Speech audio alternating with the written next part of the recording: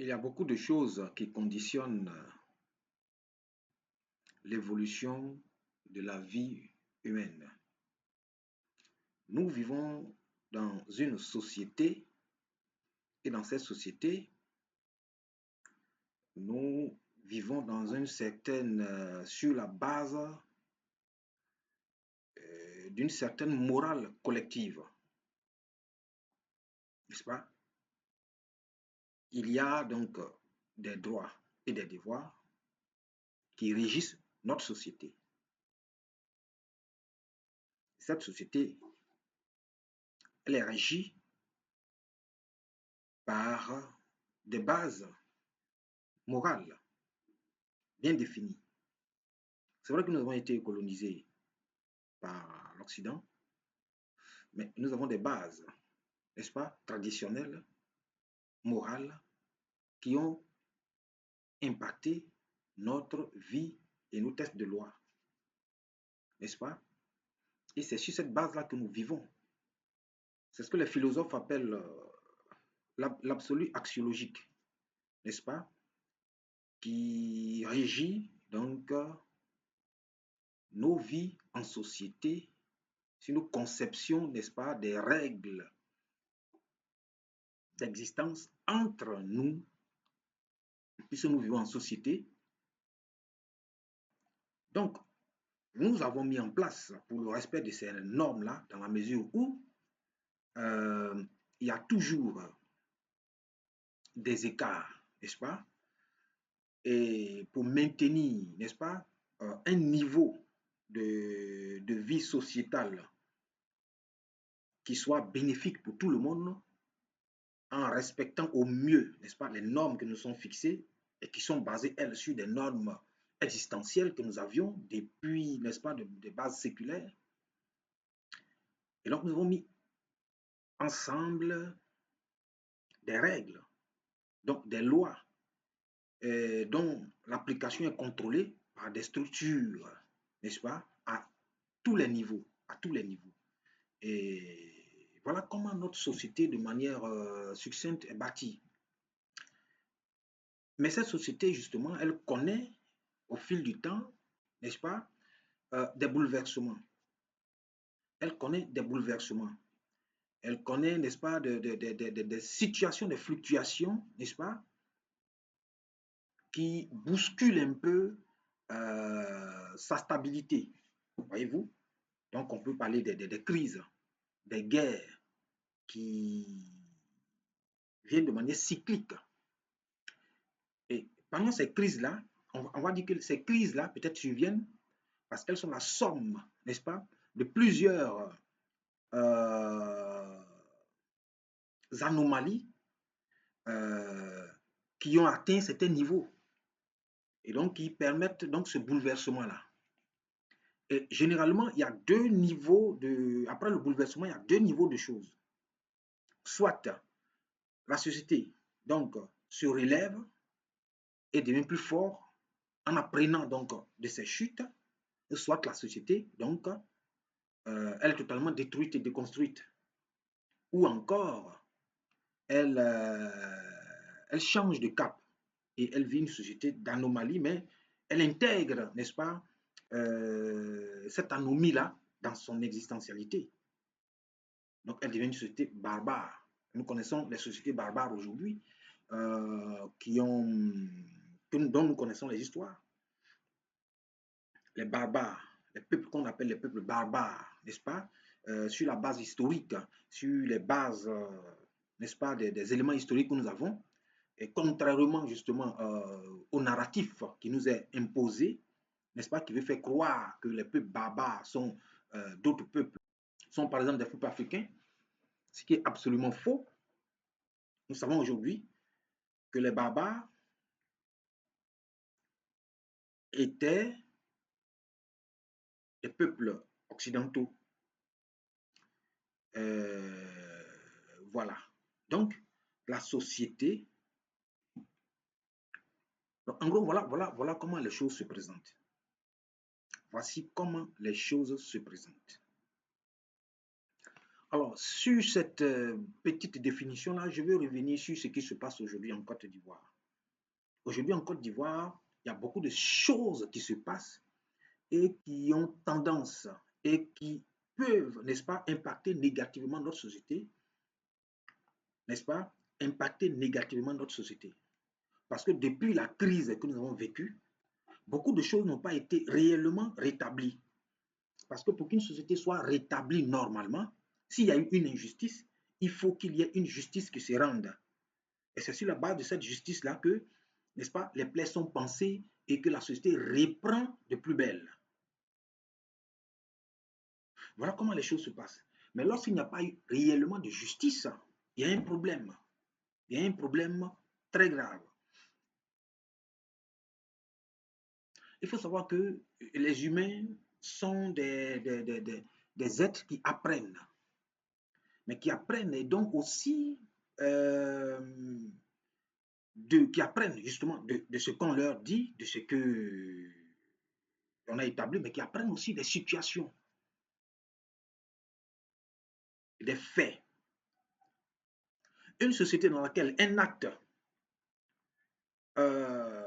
anormal, un acte par exemple horrible, n'est-ce pas, n'est pas puni, dans laquelle cet acte horrible-là, illégal, cet acte criminel par exemple, n'est pas puni, mais pire, que cet acte-là est pris comme un acte normal, voyez-vous, dans cette société, si cette attitude, ceci a été fait, n'est-ce pas, pour couvrir quelqu'un, par exemple, quelqu'un qui a... Donc, je prends l'exemple qui nous est donné aujourd'hui, celui de M. Mollare, n'est-ce pas, qui a fait un accident, et accident dans lequel une dame innocente est décédée. Si, par exemple, on ne le juge pas comme il se doit, on ne prend pas, n'est-ce pas, les choses sur la base des valeurs que nous sommes fixées, des normes que nous sommes fixées, et que cette personne, n'est-ce pas, vive normalement dans la même société, il y a un impact négatif. Ça peut passer, la personne peut continuer de vivre normalement en n'étant pas soumise donc aux lois auxquelles toute personne, n'est-ce pas, qui tombe dans ce genre de choses, donc est soumise.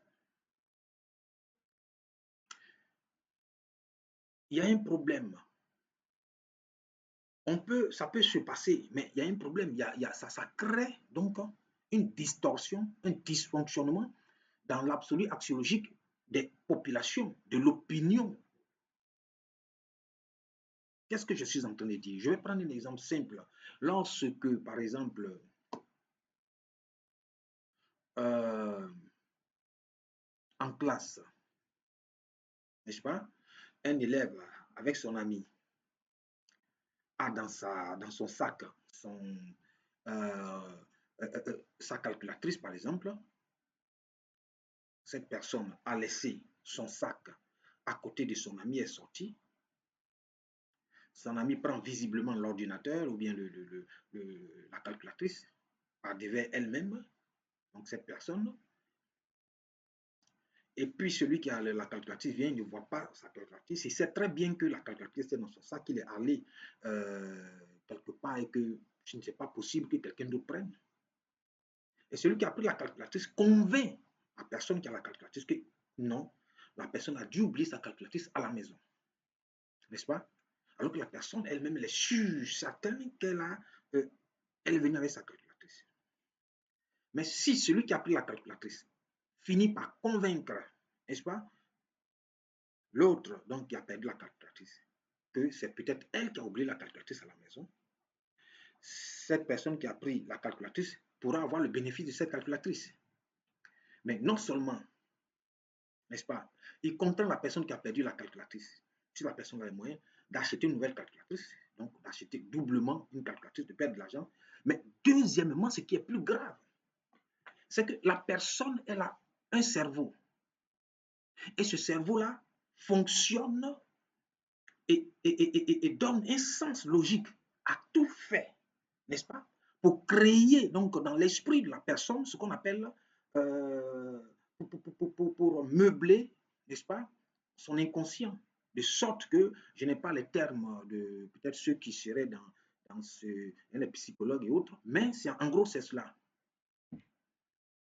Tout ce qui est posé comme acte, notre esprit l'étudie, notre esprit le formalise, et cela donc est stocké dans notre inconscient pour revenir après, pour être des éléments sur lesquels donc notre logique se base, n'est-ce pas, pour nous permettre de réagir si des faits similaires arrivent. Donc, si la personne est convaincue par l'autre que sa calculatrice, en fait, n'a pas été volée, mais que la personne l'a laissée à la maison, du coup, l'esprit donc va reformuler une certaine logique, mais basée sur du faux, le mensonge de l'ami. Donc, cette personne donc va mûrir donc, un inconscient, n'est-ce pas, une logique d'inconscient faussée. Et cela va impacter son attitude. Elle va croire forcément que c'est normal. Par exemple, elle va croire que si elle avait des bribes de pensée qu'elle avait pris sa calculatrice à la maison pour venir, elle va donc repousser cette pensée-là pour convaincre son esprit qu'elle n'avait pas pris cette calculatrice-là. Donc, elle va douter de ce qu'elle fait et cela va avoir un impact désagréable, destructeur sur sa vie pour l'éternité. Donc, un mensonge déstructure la logique de cette personne victime du mensonge parce qu'elle a cru au mensonge. Elle est venue effectivement avec sa calculatrice à l'école, mais le voleur lui fait croire qu'elle n'est pas venue avec sa calculatrice. Et comme elle a cru au voleur, du coup, donc, sa démarche mentale, intellectuelle, donc, conçoit donc, un concept, n'est-ce pas, stocké dans son inconscient pour lui permettre aujourd'hui de réagir prochainement dans le même cas. Croire que, donc, elle n'est pas, par exemple, c'est quelqu'un qui elle oublie beaucoup. Elle peut croire avoir pris. Donc, par exemple, quelque chose quelque part, mais en fait, elle n'a pas pris cette chose parce que, bien sûr, elle s'est trompée. Je ne sais pas si je me fais comprendre un peu, mais en résumé, je suis en train de dire que la personne perd doublement. Elle a perdu sa calculatrice et elle a perdu la confiance en elle-même. Elle se dit que elle oublie beaucoup. Voilà. Elle a dû oublier sa calculatrice à la maison. Quand elle retournera à la maison, qu'elle ne trouvera pas sa calculatrice, elle va se dire qu'elle a dû jeter la calculatrice quelque part. Mais cela va impacter son existence pour l'éternité. Son attention, par exemple, sera impactée. Voilà où le mensonge mène. Le mensonge, ce n'est pas quelque chose de simple comme ça. Et donc, l'acte mauvais aussi, ce n'est pas quelque chose de simple comme ça. Mais c'est quelque chose qui impacte la vie des gens pour l'éternité. Voilà pourquoi cet accident, ce crime qu'on veut nous faire passer pour quelque chose de normal, va créer des personnes déstructurées dans leur logique, va créer une masse, ces Ivoiriens à qui on veut imposer des incongruités comme des choses normales, seront défaillants sur plusieurs choses dans leur existence. Voilà pourquoi, donc, lorsque on se fixe des normes, il faut les respecter dans une société. Lorsque quelqu'un commet un crime, il faut respecter la loi pour punir la personne. Non seulement on punit la faute, mais on crée une stabilité dans la société et surtout sur la conscience des gens. Voilà comment les choses se passent. Donc voilà le danger que nous vivons en Côte d'Ivoire. Le danger que nous vivons lorsque nous voyons des gens être protégés alors qu'ils commettent des crimes. Lorsque nous voyons donc le système fait passer, donc les médias et tout, les communicants, faire passer un acte punissable pour un acte normal. Voilà les crimes et les déstructurations qu'elles engendrent dans l'esprit des Ivoiriens qui croient en ce qu'elles disent. Lorsque le Libanais Hassan Nayek dit que la femme traversait la route, voilà pourquoi elle a été percutée. Heureusement qu'il y a eu d'abord les images et beaucoup d'Ivoiriens qui sont allés contre ce que la personne a dit. Mais c'est grave que ce genre d'attitude soit fait. Pourquoi les gens n'ont pas, lorsque quelque chose de grave arrive, on n'a pas l'attitude qu'il faut. Parce qu'on n'a pas l'attitude qu'il faut, on impacte négativement la société, on impacte négativement la logique des gens, la conscience des gens, des enfants qui sont. Donc, qui voient ces choses, des personnes qui voient ces choses, qui vont en tirer donc une conclusion qui sera stockée dans leur esprit et qui va leur faire croire qu'il faut vivre de telle, il faut agir de telle manière alors que ce n'est pas ça. Je suis en train de dire que les actes que nous posons, les actes d'impunité qui sont posés, non seulement impactent, c'est un problème de déstructuration de notre société, de déstructuration de l'intelligence des gens, de déstructuration donc de toute une société.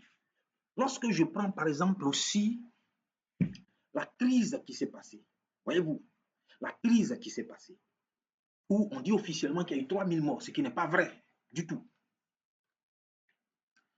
Bon, celui qu'on a accusé d'avoir fait 3000 morts a été finalement a été acquitté. Mais qui donc a fait ces 3000 morts? Parce que la société a besoin de justice. C'est sur la base de la justice qu'une société se construit. Mais lorsqu'on fait l'omerta sur tout ça, parce qu'il faut continuer la procédure pour dénicher celui qui a tué et pour le juger, pour qu'il y ait justice, quitte à ce qu'après, au moins, qu'on puisse gracier la personne, mais qu'il y ait justice. Que les personnes qui ont été victimes, qu'elles puissent savoir qu'il y a eu justice. Prenons le cas des personnes qui ont commis des erreurs les horreurs les plus atroces à l'Ouest, où des gens,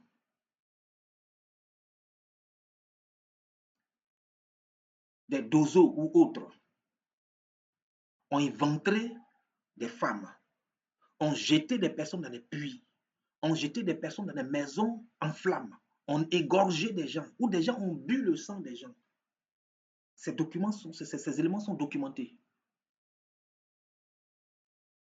Aucun acte de jugement, aucun acte de jugement. Non seulement ces personnes ont perdu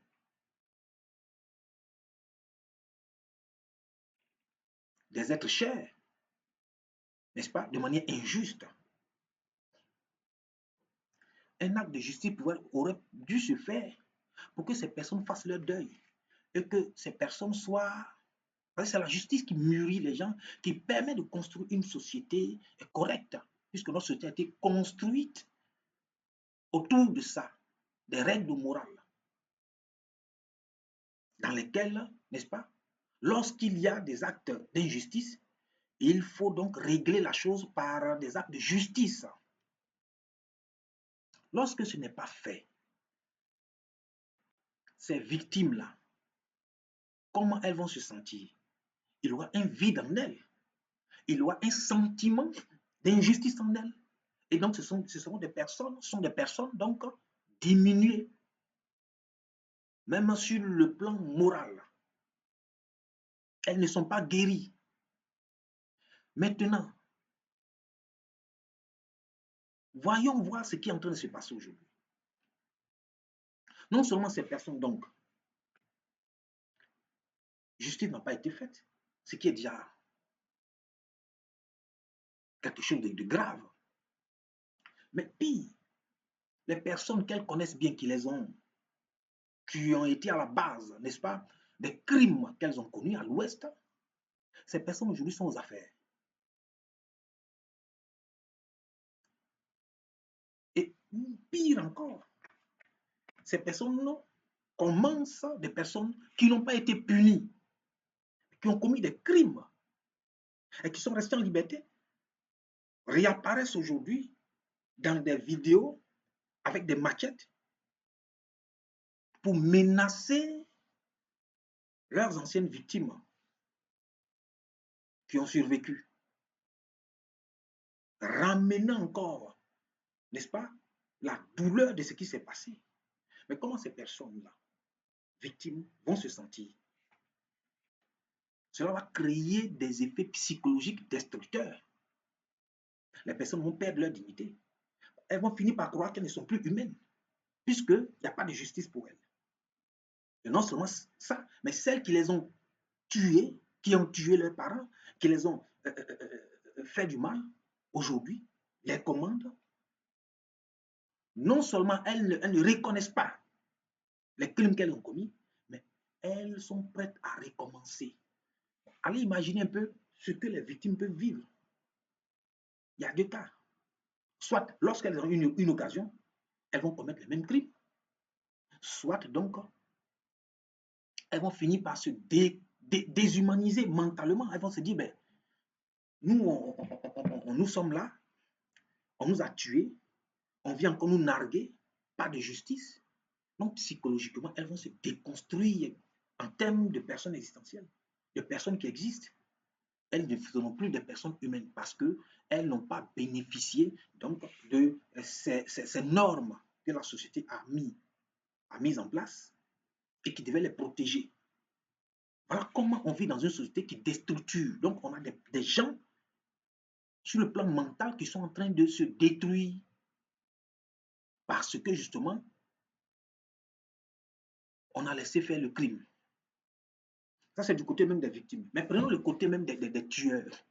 Une personne qui a éventré quelqu'un, qui a dû boire le sang de quelqu'un, et qui est en liberté aujourd'hui, cette personne même, elle n'est plus humaine.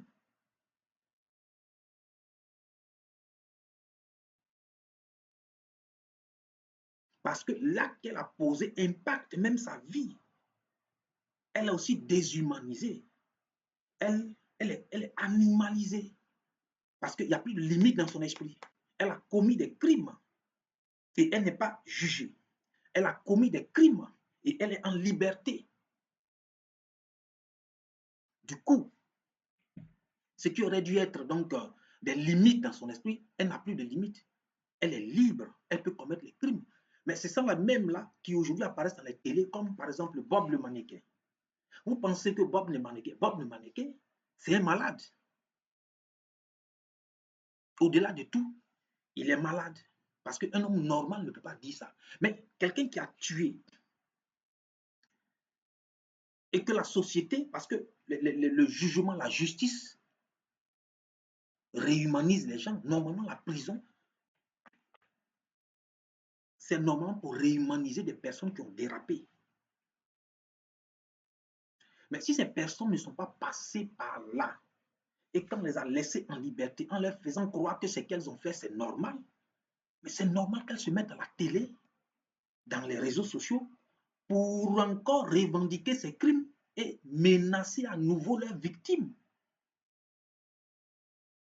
Quand quelqu'un dit que explique exactement comment elle faisait avec les victimes à l'Ouest, elle coupait les nerfs, les tendons des gens, et puis les personnes ne pouvaient pas courir, et puis après elle les abattait.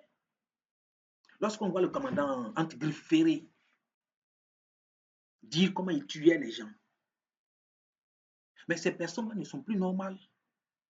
Elles ne sont plus normales parce qu'elles n'ont pas été rattrapées par la société. Elles n'ont pas été réhumanisées par la société. Elles ont commis des actes qui ont impacté leur cerveau parce que c'est des humains.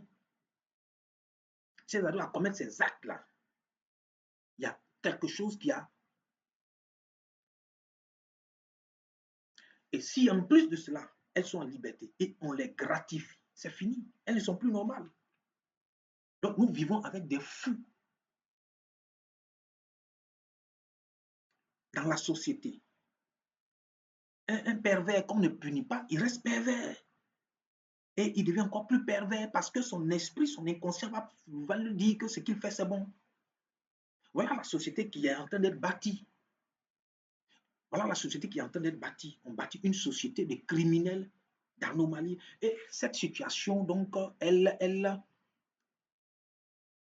est dans tout, en toute chose. Lorsqu'il y a l'injustice, lorsque nous vivons l'impunité, donc le désordre, la déstructuration, la déshumanisation continue.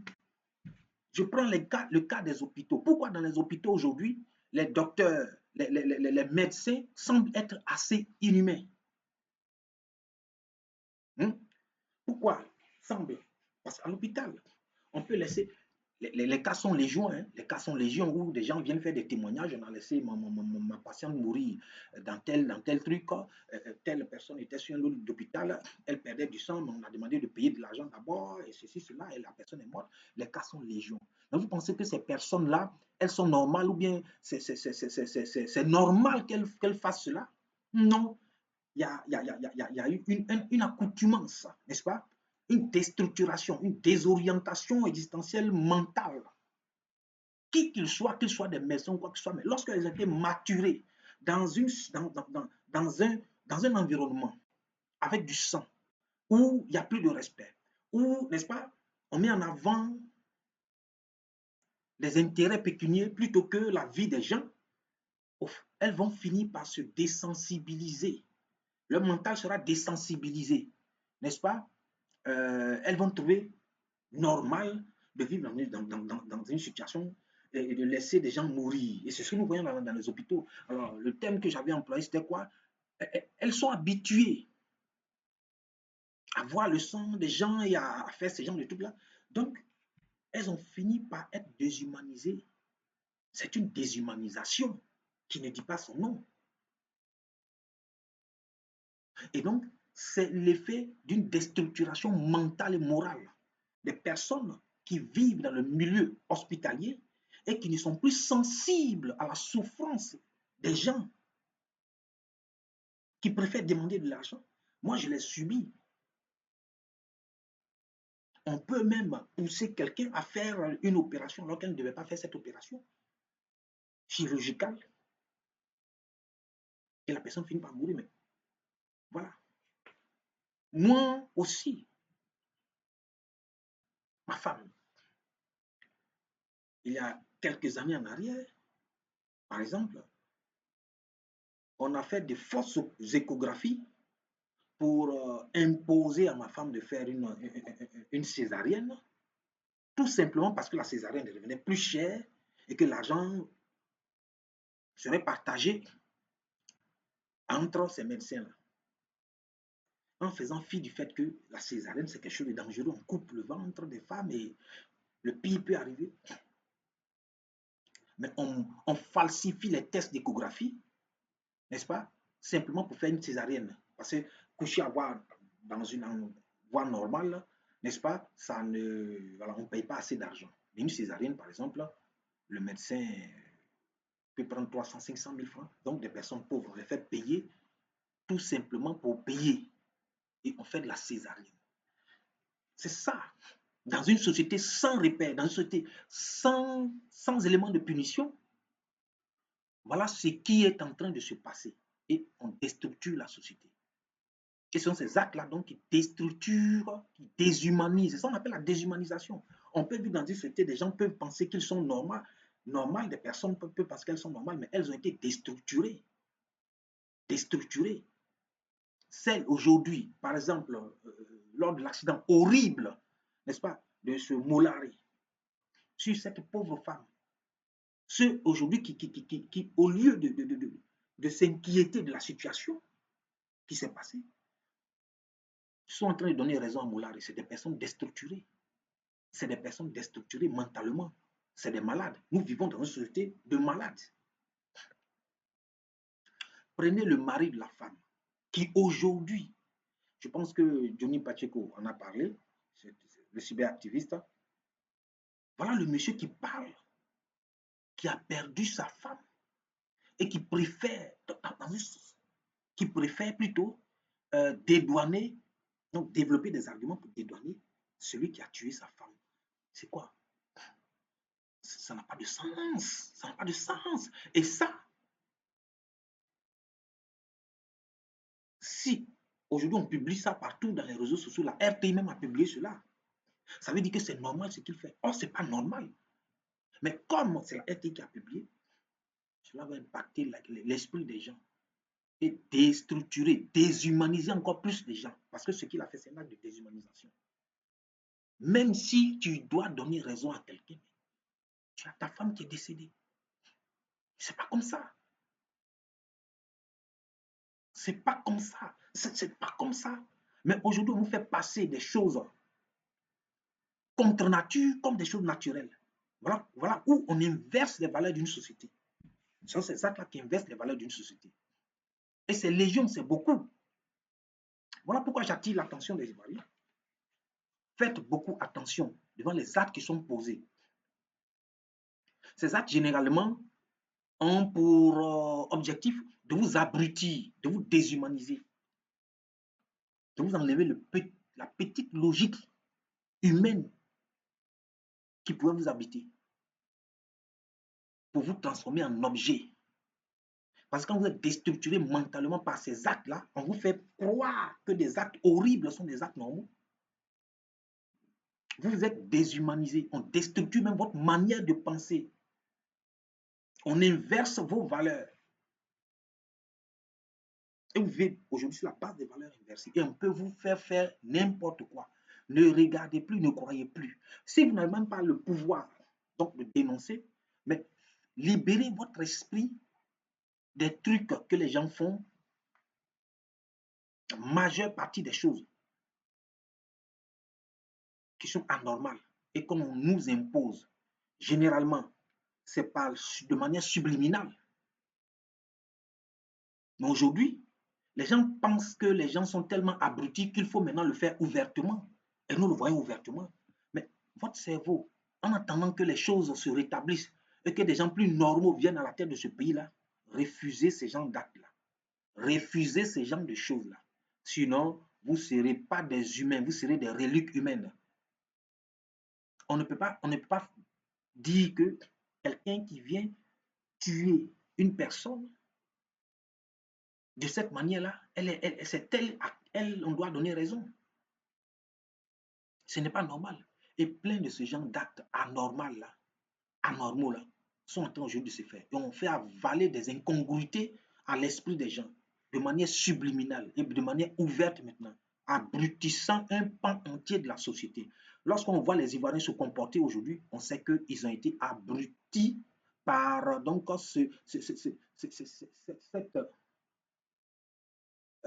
battage médiatique de choses inhumaines, anormales, depuis toujours. Lorsqu'on voit Komé se comporter ainsi, Komé Bakari, sur le plan du foncier, je pense que c'est surtout cette personne-là qui est encore en liberté, pendant que des personnes même qui ont des ACD, on les met même en prison, c'est des choses anormales. Et si on les accepte, nous sommes foutus. Je vais revenir sur ce que je dis. Soyez vigilants, chers Ivoiriens.